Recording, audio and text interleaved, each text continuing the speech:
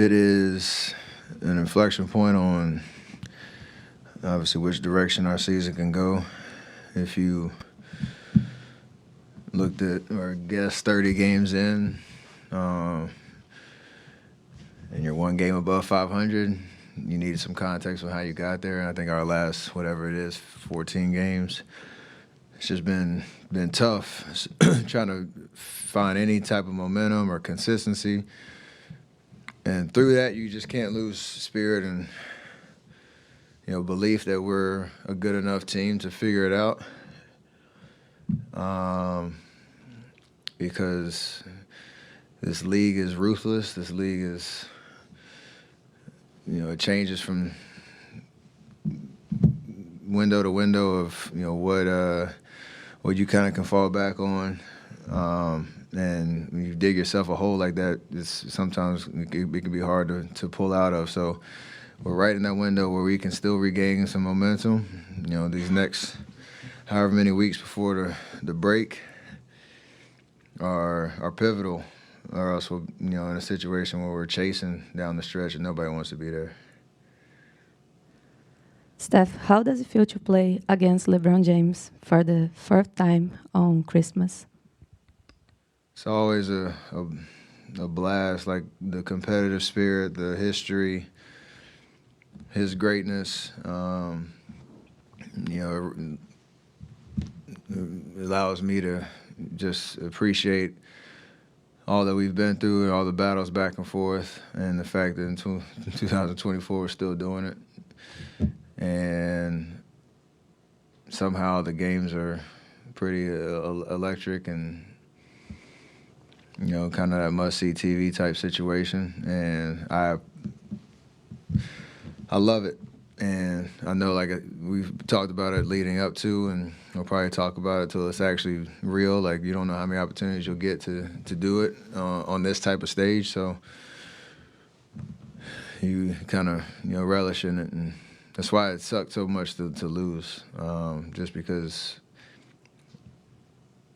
these are kind of those moments that matter a little bit more.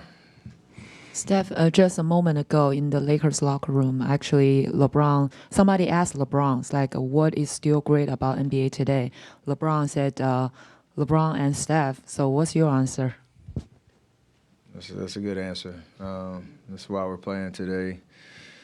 Who knows what comes in the future, but yeah. Basketball I've been watching it since I woke up this morning. All 5 games. I'm probably gonna watch the second half of the Phoenix Nuggets game, and I know our game stood out. So you feel privileged to be in those type of situations for sure.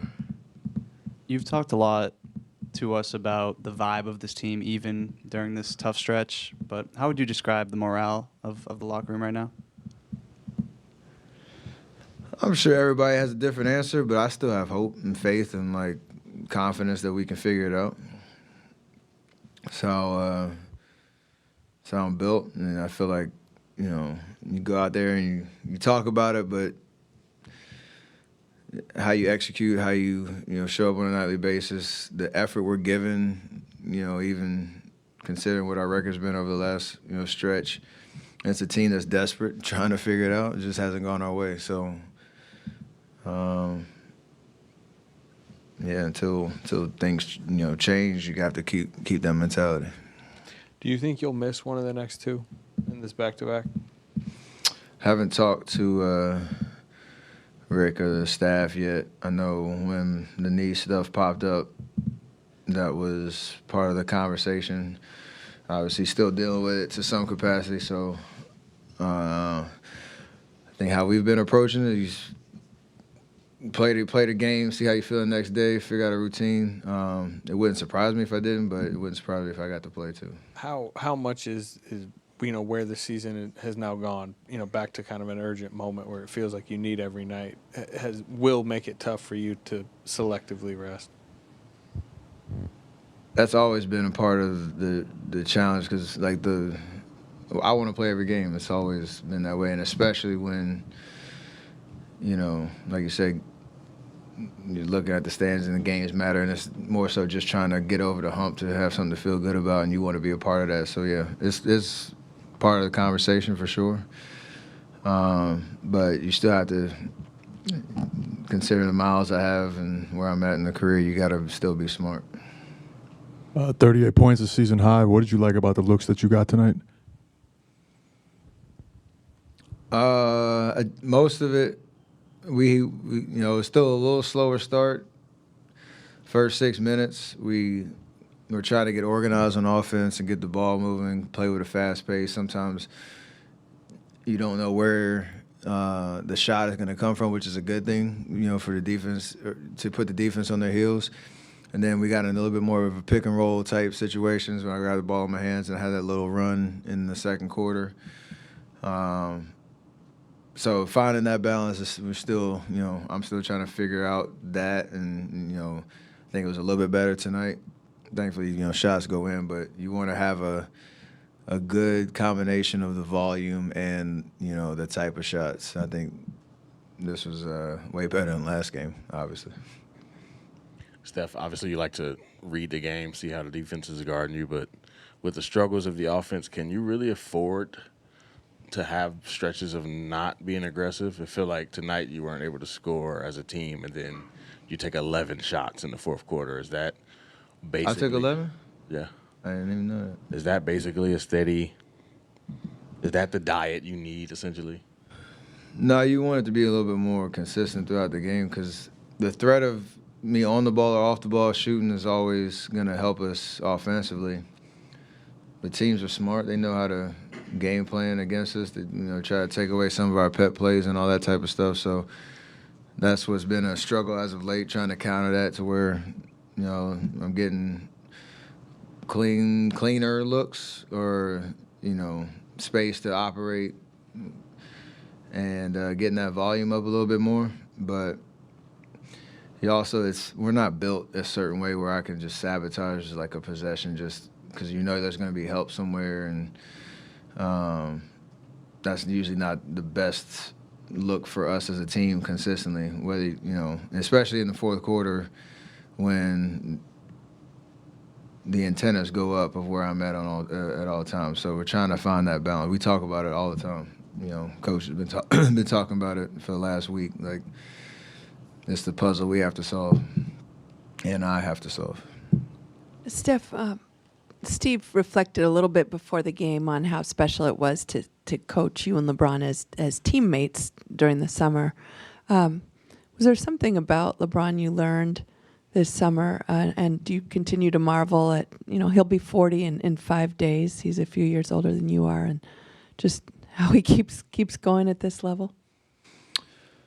I was inspired, and I'm sure he was too, and motivated just by the work that he puts in. Seemed like he always beat me to the weight room or the gym, and I try to stay late to kind of even it out. It was like a really cool, like sometimes you play against somebody and like KD when he came, you don't get to see behind the veil of how somebody works throughout the year. Same way with Bron, I got to see how he works over the summer, and it was inspiring to know like somebody is as passionate about the game as you are, puts the time in to deserve greatness out there on the court, and just the energy we brought at practice, the little stuff that nobody sees. It was special for sure, especially at this stage of your career, because that's the only way we can keep doing is if you are as obsessed and maniacal about the work that goes into it as you are about what happens in the 94 feet out there.